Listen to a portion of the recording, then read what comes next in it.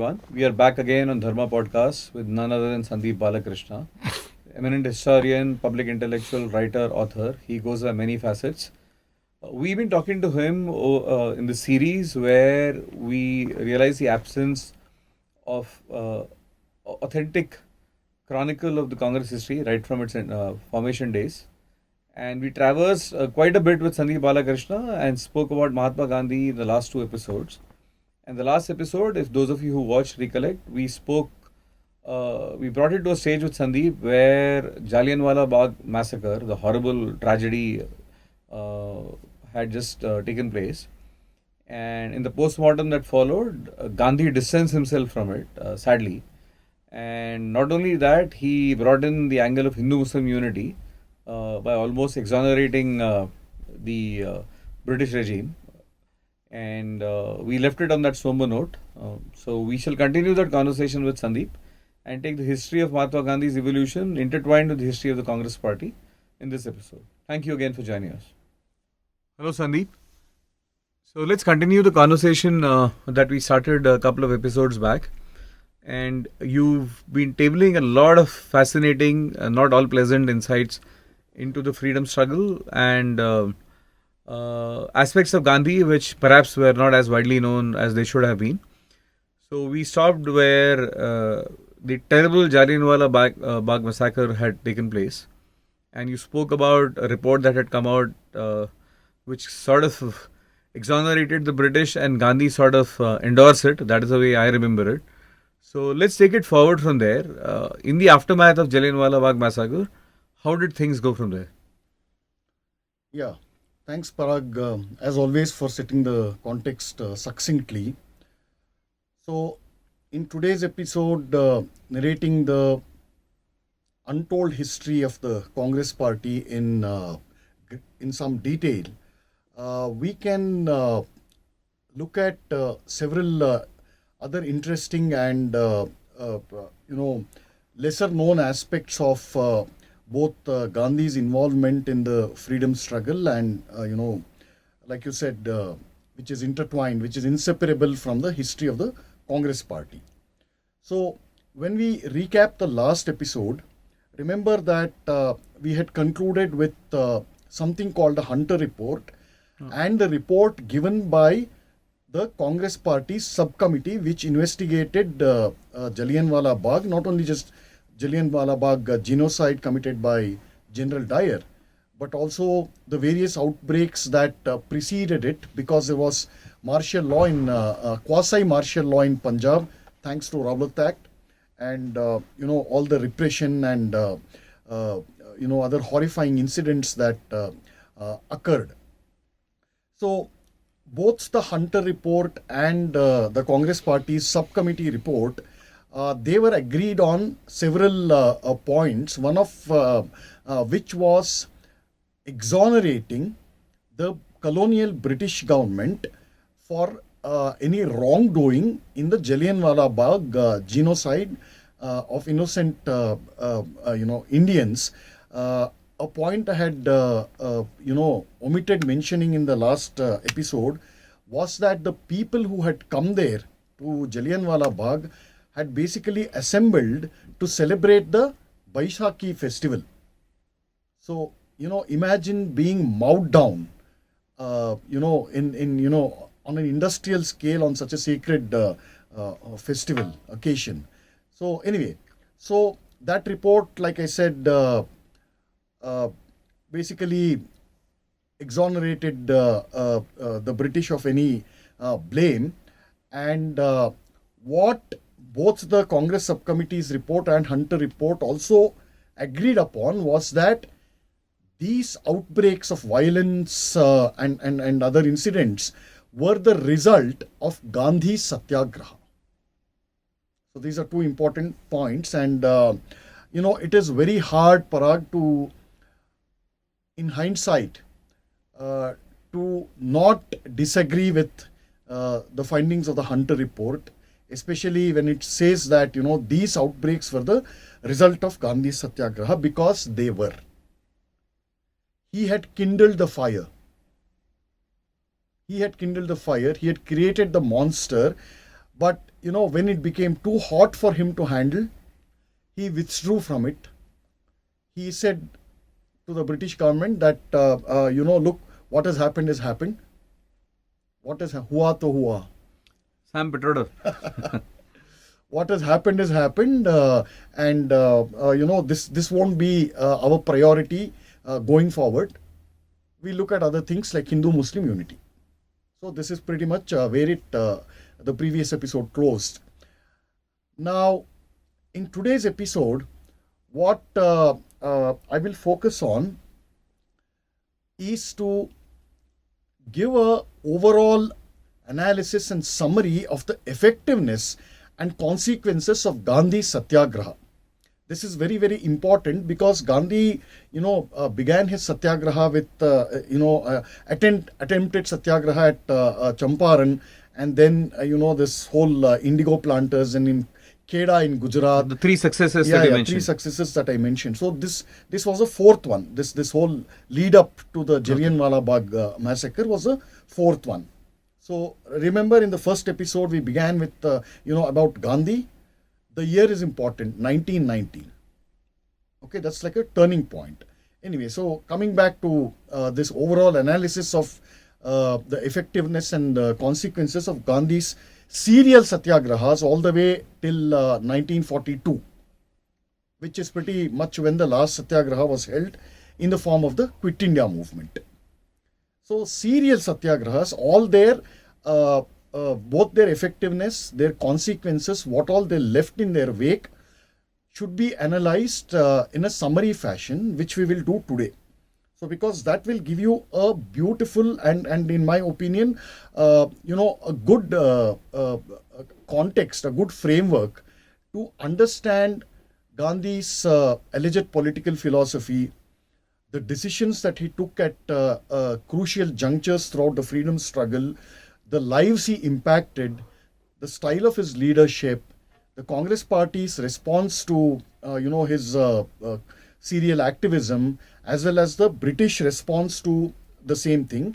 All these things we can clearly understand if we look at this analysis of his Satyagraha. So, with that in mind, the main problem, the main issue with Gandhi's Satyagraha was the fact that he did not restrict it to himself as a personal code of morality or a personal discipline. I mean, we all have to, we are given one life. So, it is always a good thing to, work out a personal code of ethics or, morals, some self-restraint, these things. That is why we do, at a family level and even at the level of the community, society. That is why rituals, what is known as rituals, festivals, your everyday puja at home, all these things, they, when performed consistently, when they become akin to breathing, you live a fulfilled life, fulfilled and a fruitful life. So, Satyagraha could be your preferred code of moral, personal code or discipline. But the problem arises when you begin to apply your personal morality upon the whole world. So in Gandhi's case, he did not restrict non-violence, fasting, satyagraha, these things to himself. But he said, this is universally applicable. And he did this in the realm of politics, where things like ethics, moral, politics is not a nice man's domain. To do good in the, in the larger scheme of things, even to do good, you might have to cut corners, which might, make you look like a monster, which is, I think, in, one of Abraham Lincoln's personal memoirs or one of those letters. He, remember, from zero, he waited all the way till he was 43 years old or 47 when he became president. And it was not exactly like a bed of roses for him. Not that his record is entirely clean. He had he had to indulge in what you might call unethical things. But anyway, To get very. but once he got there, he became a force for the good. So, what happens in such a field? You introduce something like Satyagraha, saying that it has universal applicability. That road leads to disaster, and it has led to disaster. In recent history, it's verifiable, documented, demonstrated. Okay, so this method of imposing Satyagraha or Gandhi's, personal morality, his tendency or even in practice he applied it, repeatedly applied this in politics, which is completely un-Hindu. Applying a personal code of ethics or a set of religious beliefs which might be valid, or which only a few people within your community, within your religion might follow it. Now superimposing it, claiming that it is infallible and universally and eternally valid, that is what leads to wars. So this is a characteristic trait of all prophetic cults. So the religion of peace, for example, nobody would have had a problem if it was restricted to its followers. But the point is that it claims, it makes unsustainable claims of infallibility and universal applicability. So you're drawing a parallel between. This is Gandhi's, imposition, Gandhi imposing Satyagraha as the only method, not only for achieving India's freedom, but Satyagraha and Ahimsa as the only methods for ensuring world's peace. That proved dangerous in practice, and it proved dangerous in practice repeatedly. For, let's see, Gandhi became the superpower in Congress roughly after 1921. From there on till 1942, which is the last, if you want to extend it all the way, till partition of India, 1946, at least till 1946. So that's 42 minus 21 is 21. So more than 2 decades, he repeatedly thrust this Satyagraha upon the Indian people with, like I said, with disastrous, calamitous consequences. And, just to give a small data point of how far he's taken this Satyagraha and non-violent thing, I will cite one of the most cringeworthy letters written by anyone in history. Gandhi wrote this cringeworthy letter to Hitler, of all people, in 1939, and I quote one excerpt. You know how Gandhi addresses Hitler in that letter? My friend, will you listen to the appeal of one who has deliberately shunned the method of war, not without considerable success? Oh. I mean, why? Why, man? What was the need for him to write letters to someone like Hitler? And then simultaneously also made an appeal to Jews who were being exterminated on an industrial scale, the Holocaust. He said, you must subject yourself to any kind of atrocity that Hitler perpetrates upon you with a smile, with forbearance, with great kindness, with no malice in your heart, until the time that Hitler's heart melts. Oh, so he actually advocated the same thing that he was doing in India to the Jews. Yeah. So this was his method of non-violence, Satyagraha. This is imposition, no? And look at the kind of arrogance when he tells Hitler in the letter. He addresses himself in a third person, saying, will you listen to the appeal of one? That is, will you listen to my appeal? Why? Because I have deliberately shunned the method of war and violence. This is arrogance, boss. This is self-righteousness at the peak. Self-righteousness quoted with the Asian paint of saintliness. So you have to keep these things in mind. And like you said, there was no rhyme or reason to write to Hitler at all. Not at all. He kept appointing himself as, the spokesperson for all mighty issues. while he couldn't keep his own family together. None of his sons liked him. Anyway, we'll get to that later. So this comes from this prophetic mentality. My way is the only correct way. Now, and like I said, it is completely un-Hindu.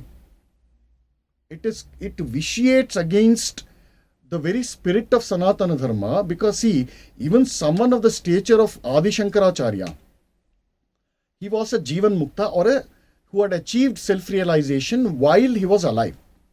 Okay. And he has written several commentaries on Bhagavad Gita, Vedanta, all these things, and has given us several methods, recommendations, suggestions of, some of the methods to attain this self-realization. But in the end, what he says? He says, look, what I have suggested out here are mere suggestions. They are not formula. They are not imposition. Okay. Ultimately, the individual seeker has to find the method that best suits him or her to attain self-realization. This is what someone like Adi Shankara said, and what he said is nothing new. He's basically reformulating the Sanatana tradition, which is exactly what the Bhagavad Gita has said tangentially in one place, which is beautiful. In fact, I'll just read out the shloka. He says, Yo yo yam yam tanum bhaktaha shraddha yarchitum ichchati tasyachalam shraddham tameva vidadhamyaham. Meaning, whatever celestial form or in whatever deity the seeker or the devotee seeks to worship or worships with unshakable faith, unswerving devotion and conviction, that faith, that shraddha, okay, I firm it up. I make it even more sturdy. This is what the Bhagavad Gita says. So which is why you said it was un-Hindu, what he was doing. It was un-Hindu. There is no imposition. Understood. And Gandhi says, I am a proud Sanatani Hindu. Yes, I mean, we don't doubt that. But that pride of being a Sanatani Hindu did not come from learning and introspection and contemplation. It was highly superficial, but we'll get to that in a future episode. Anyway, so another common theme that we notice about Gandhi's Satyagraha and Ahimsa, non-cooperation, civil disobedience, whatever you might call it, it was his own creation. So there, another common theme we notice from the very beginning, and at every stage, is how it left behind a trail of violence, death, torture, and repression. Like I said, he unbottled a genie. In this case, a monster. Yeah, monster. I mean, classic Frankenstein phenomenon. Except that the victims were invariably other people. Gandhi hardly suffered for his own Satyagraha. Very rarely. He never paid the price. Yeah, very rarely did he suffer any physical harm, except in South Africa. After coming back to India, very, very rarely that he was, beaten with lathis and, bullets were fired on him. There's no record of that. Of course, he was thrown into prison several times, but that was just about it. All right. And what were those jails? Those jails had 5-star facilities, to say the least. And the most notable jail in which Gandhi was repeatedly sent to was something called the Aga Khan Palace. Aga Khan Palace. Okay. That guy is a descendant of one of those Nawab fellows. And Aga Khan, that whole estate of Aga Khan is fabulously wealthy. They have huge, they used to have huge real estate properties even in Switzerland. Okay, that Aga Khan, that whole ecosystem, it still exercises a great influence over several Islamic monuments scattered across India. That itself, is a separate story which can be told later. Anyway, so that was this is common theme of his Satyagraha number 2. Common theme number 3 in Satyagraha is how repeatedly Gandhi withdrew his Satyagraha in the aftermath of every such violence that his own Satyagraha unleashed. Jallianwala Bagh, he gave a clean sheet to the British and he said, look, this. He didn't even say that this was a mistake. He said our focus is something else. So some gentleman in the previous episode, he commented saying that, Gandhi was the first Arvind Kejriwal. So yeah, so this is another common theme, withdrawing from not taking disowning the consequences of your ideas. Correct. Not taking responsibility, not being accountable for the consequences of what you have unleashed. We'll have occasion to look at several such Gandhian failures of these satyagrahas in future episodes in this series. And somebody like Christopher Hitchens, one of the tallest intellectuals in the last, such people should have been around in the last half a century. I do admire his overall body of work, but his understanding of India is quite shallow, if not completely erroneous. But anyway, so this is what he says in his analysis about Gandhi's Ahimsa and Satyagraha, and I quote, a related argument has to do with the moral texture and relevance of Gandhi's concept of Ahimsa or nonviolence with its counterpart of Satyagraha, best translated as civil disobedience. It is most usually conceded that without the declining and increasingly desperate British as his antagonist, Gandhi and his tactics would have fared no better than they had in the face of the remorseless pioneers of apartheid. So, by the time Gandhi had arrived on the scene, the British had become quite desperate. That whole empire on which the sun never sets, that was slowly crumbling. It just took 20 more years for the whole thing to, eventually fall down. So by 1920-21, the British Empire wasn't really looking good, not even in India. So he was not necessarily the catalyst for... No. So what the British did was they desperately held on to India for the, for relentless plunder, which could in turn finance all their other projects in Europe and elsewhere in the globe. Which is why they recruited lakhs of soldiers in both Indian soldiers in both World War I and World War II. Nothing else explains that. So they were desperate and they kept delaying it.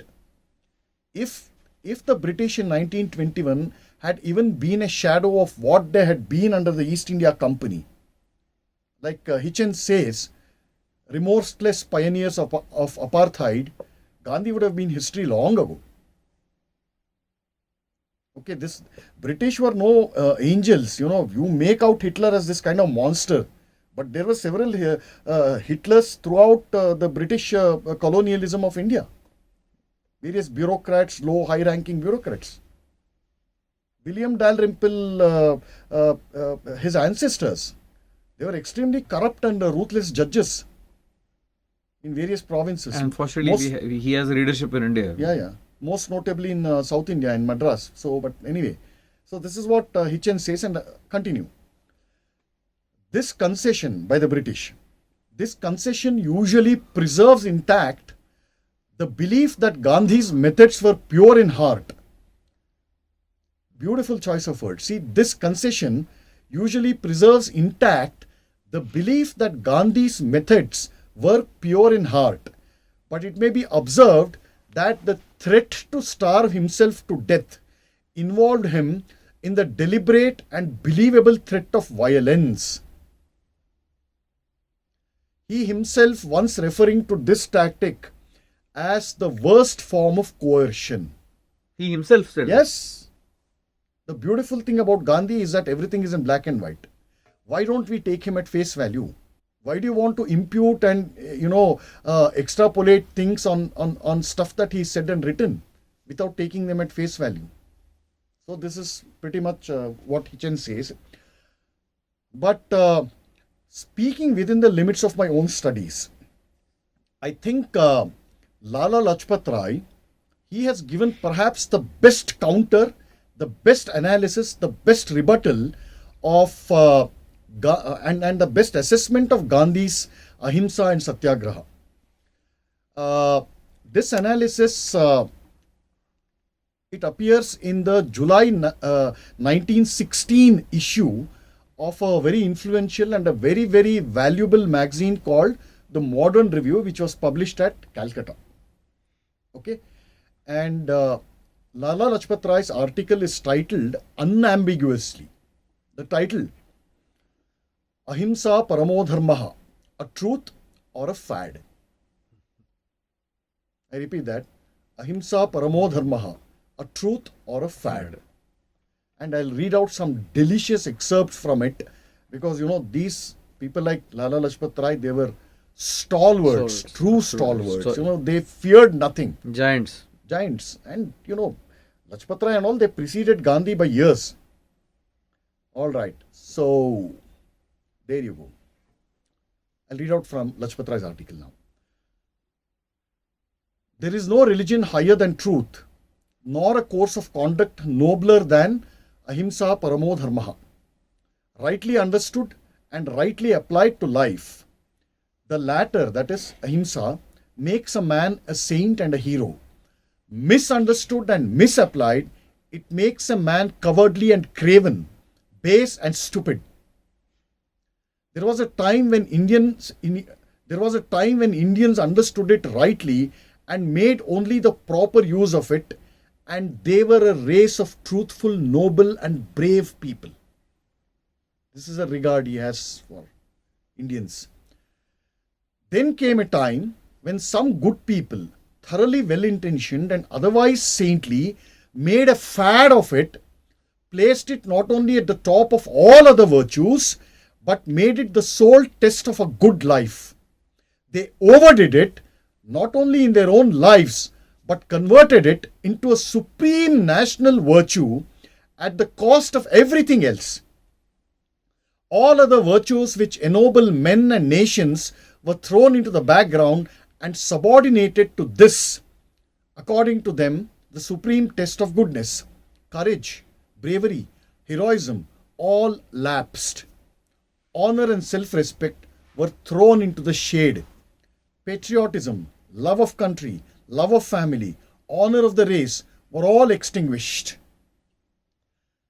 It was this perverted use of ahimsa or non-killing, or its exaggerated importance at the cost of everything else, that brought about the social, political and moral downfall of the Hindus. And I think that's when the seeds are sown. We've been paying the price for it for decades. Yeah. They forgot that manliness was as good a virtue as ahimsa. In fact, the former was in no way inconsistent with the latter if rightly applied. They overlooked the fact that individual as well as national interests made it incumbent that the weak should be protected against the strong, and that the aggressor and the usurper, the thief and the scoundrel, the lustful villain and the infamous violator of women's chastity, the ruffian and the cheat should be prevented from inflicting injustice and doing harm. They ignored the fact that humanity required the fear of righteous indignation and of the consequences that flow from it should deter the soul of evilly disposed people from harming innocence, violating purity, and depriving others of just rights. Ahimsa overdone and misapplied is a gangrene that poisons the system, enervates the faculties, and converts men and women into half lunatic, hysterical, unnerved creatures good for nothing, that requires the energetic pursuit of noble ends and noble virtues. It converts men into monomaniacs and cowards. And then he makes a very, very beautiful point. The Tolstoyan Ahimsa is a product of a few years only. Gandhi's half-baked Ahimsa Satyagraha was, among other things, inspired by Leo Tolstoy. Okay? But what powerful Writing. I'm imagining him speaking. Exactly. Powerful oratory. Yeah. Next, Lala Lajpat Rai says this. Europe is a modern incarnation of the divine right to use force. It was good for Europe to have given birth to a Tolstoy, but the case of India is different. In India, we do not advocate force and violence for purposes of oppression or usurpation or aggression. India, I trust, will never come to this. But we cannot afford to be taught that it is sinful to use legitimate force for the purposes of self-defense or for the protection of our honor and the honor of our wives, sisters, daughters and mothers. Such a teaching is unnatural and pernicious. We condemn political assassinations. We condemn illegal or unlawful force in the attainment of a lawful object. But we cannot afford to sit silent when a great and respected man tells our young men that we can only guard the honor of those who are under our charge by delivering ourselves into the hands of the men who would commit the sacrilege. These are Gandhi's quotes that Lajpat Rai uses. And further, Gandhi says that this kind of delivering ourselves voluntarily to the oppressor, according to Gandhi, is, quote, far greater physical and mental courage than delivering blows. Close Gandhi's quote. Now, coming back to Mr. Lala Lajpat Rai, I quote him.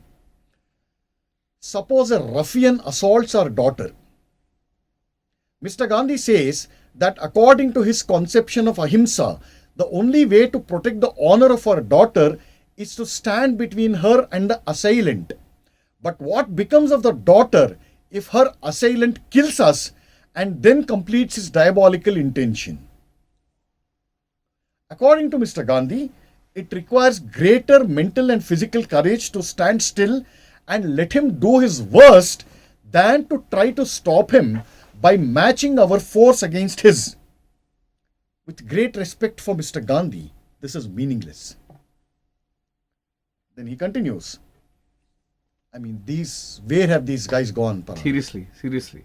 And this should have been ingrained in every child, every It Indian. was until Gandhi derailed it.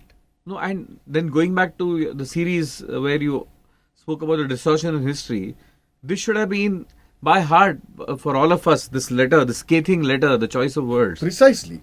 Okay. So let's go back to Lala Lajpat Rai. He says, I consider it my duty to raise an emphatic protest against the pernicious doctrine Gandhi has propounded. Even a Gandhi should not be allowed to poison the minds of young India on this subject. Brilliant. No one should be at liberty to pollute the fountains of national vitality.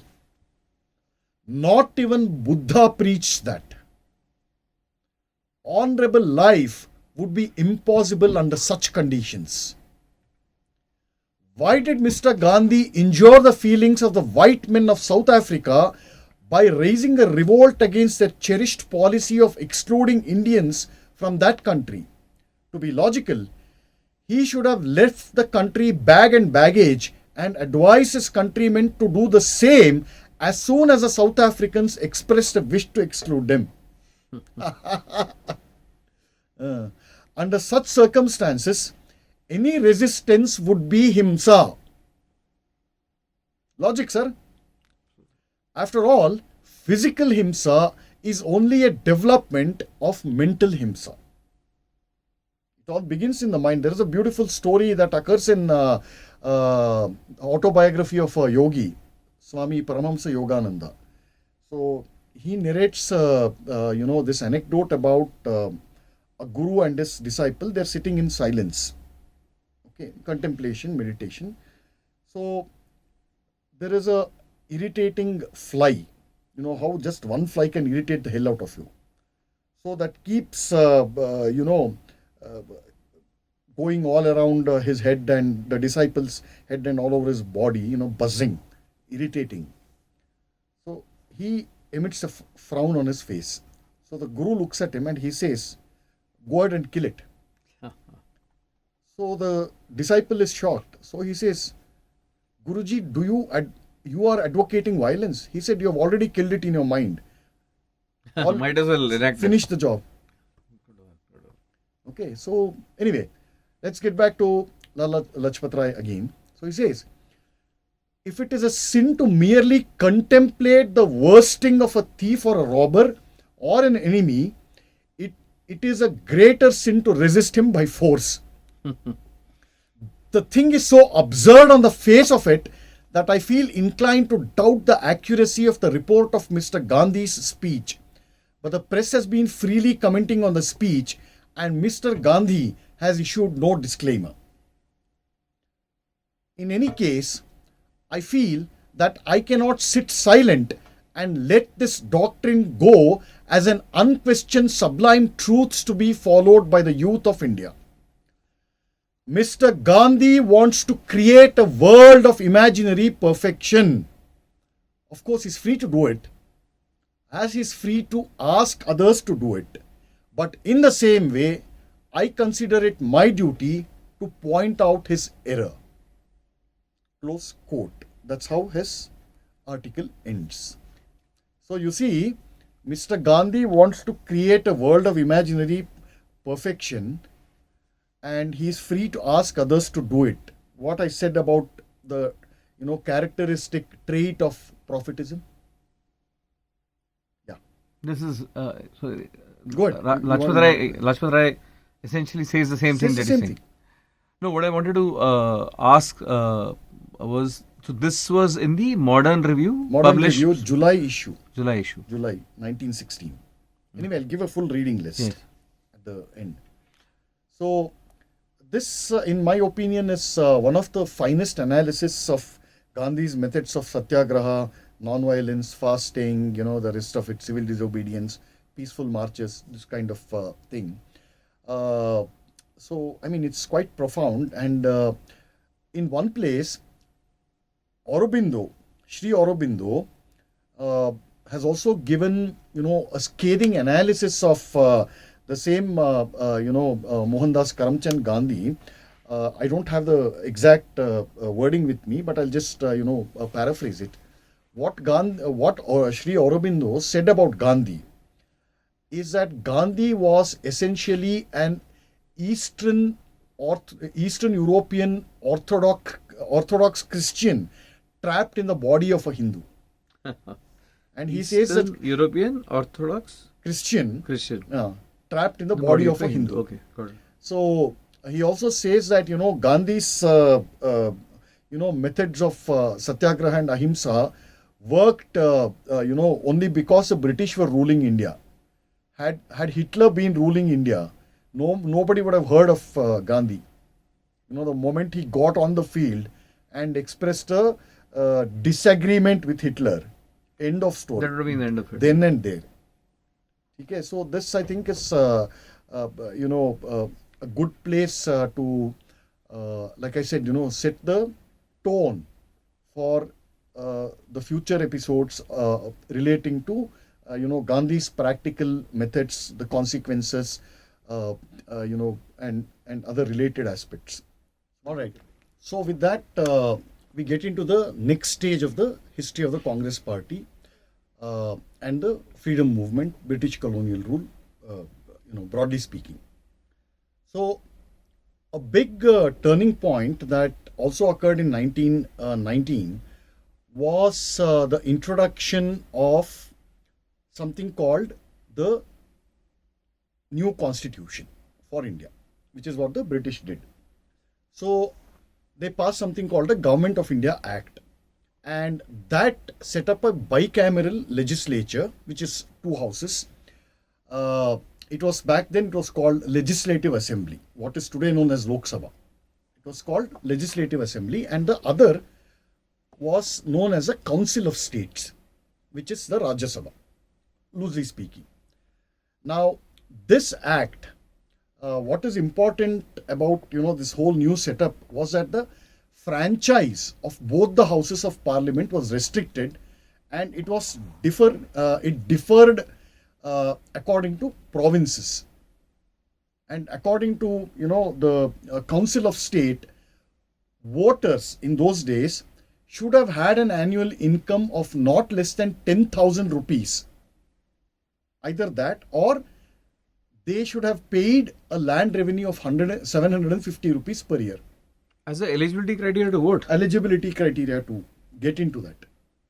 To get into the council. Okay. To get into the council. So this is, quite interesting, because it, generally it puts in people who don't get into politics as a way of earning a living, livelihood. Anyway, this takes us to a different thing. But just to give an overall idea of the far-reaching changes that this new constitution, brought in. And once, this new system was promulgated, obviously there was reaction from, all quarters of India, various, sections of the Indian society and the Indian country. So, the so-called moderates, they were not happy with this arrangement, because essentially, the Government of India Act in practice was, while it was all nice and good, nice sounding, it did not give full autonomy to Indians to have a say in how they ran their own country. It was still like, the reins were in the hands of the British. So the so-called moderates, they were not obviously happy with this new arrangement. Still, they said that, it's okay, we will support this nevertheless, and we will offer wholehearted cooperation. The reasoning, one of the reasonings behind, supporting it was that, let's first get into the system, and then we'll work it according to our needs and our plans and goals. And another very influential section within the Congress and elsewhere also said that, we reject this completely. This is unjust, unsuitable. So these things kept happening simultaneously. But then Bal Gangadhar Tilak was still highly active and very powerful, very strong, and he had a dominant position in the Congress party and in another party called the Nationalist Party. So he brought them all together, and he advocated something called a middle path, that appealed to both the so-called moderates and the so-called extremists. So to cut a long story short, Tilak said, let's, come to a final conclusion in the upcoming Congress session to be held in Amritsar. So, while, these things were happening, the so-called moderates, they held their own separate conference in Calcutta on December 30, 1999, where they formally welcomed and supported the new act. And they said, this is I quote, this is a definite and substantial step towards the progressive realization of responsible government. Okay, then this is how it went. Then after this, the Indian National Congress held its session in Amritsar, like I just said. And there, Chittaranjan Das, he moved the following resolution. I'll read out a couple of excerpts. This Congress reiterates its declaration that India is fit for full responsible government and repudiates all assumptions and assertions to the contrary wherever made. All right. So it went on like that.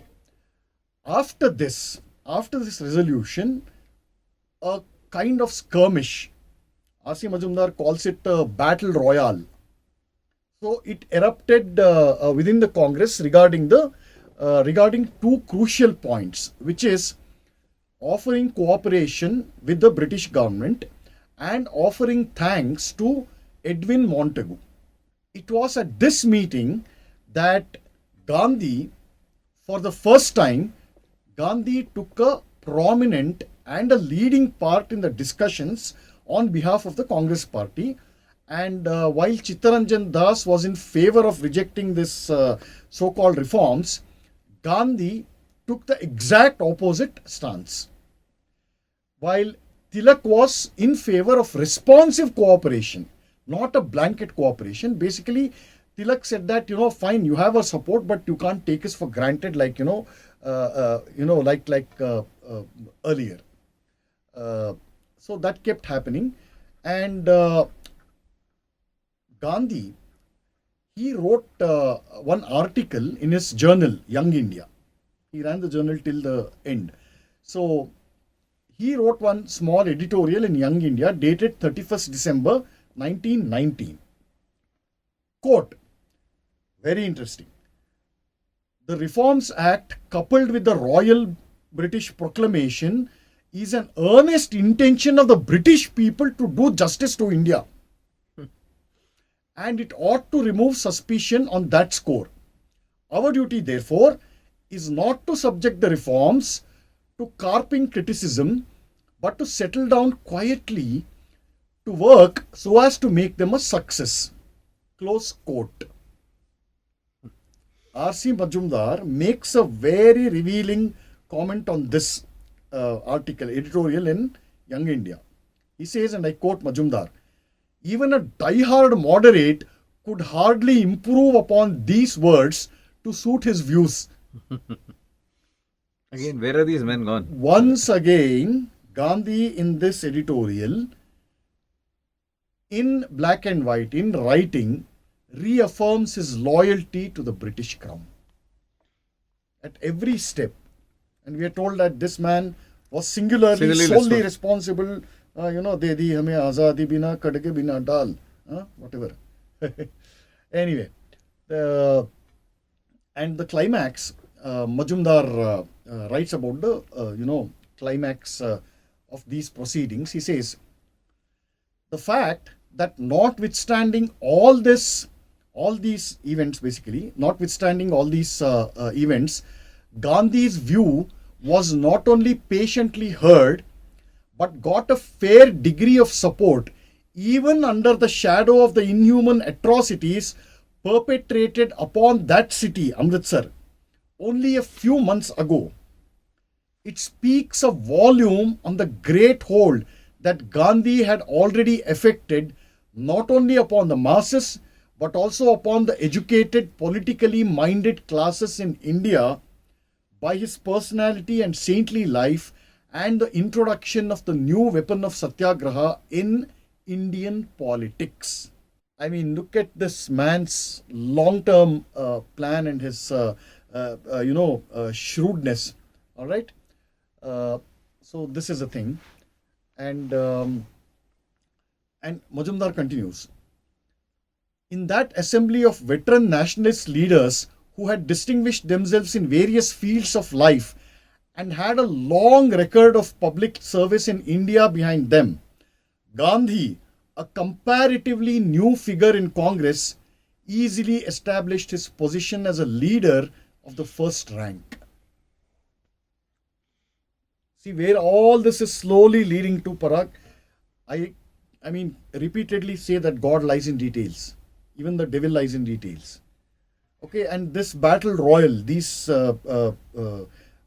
discussions, arguments, debates, it was quite prolonged, and there was rumors in some Congress circles that, the Congress would split again. What are we told now repeatedly, even by people like Rahul Gandhi, that our party got freedom for India. Which Congress? Which Congress got freedom for India? So not even that Congress. These splits, this whole Congress party coming to the brink of a split, and then somehow holding itself back together. First split was between moderates and extremists, so called, and then the next split only occurred with Indira Gandhi. But anyway, we're getting ahead of ourselves.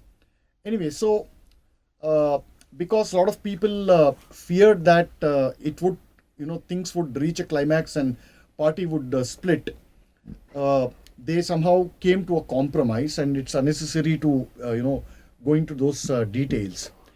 But I'll tell you the postscript of that compromise. It says, while accepting the compromise, Chittaranjan Das, he also made his stand very clear. So he said that, look, I am not opposed to cooperating with this new scheme of the British government, but I will support on the condition that this new scheme will help the early achievement of full responsible government.